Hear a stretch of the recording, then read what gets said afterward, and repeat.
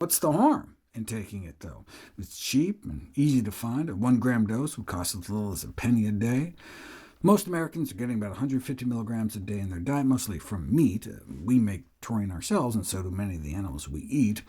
In fact, our realization that we made so much on our own came from studies of vegans who had taurine levels that were not significantly different than those eating meat, though they were about 15% lower.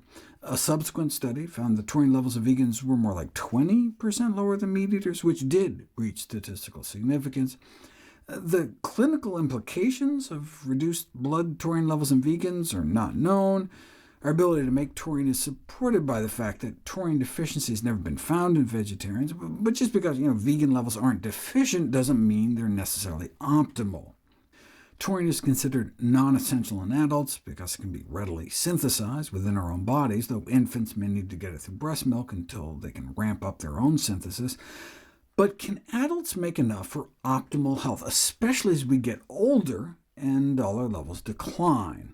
Why do our levels even decline as we age? It's not just because we may be getting less in our diet, since if you get none in your diet, your levels may only be about 20% lower, but levels over a lifespan decline by about 80%, suggesting we lose some of our capacity to churn it out. Taurine has been envisioned as a longevity vitamin, meaning it isn't like an actual vitamin where we die if we don't get enough, but even though we make it, we may also need to get some in our diet to optimize metabolism.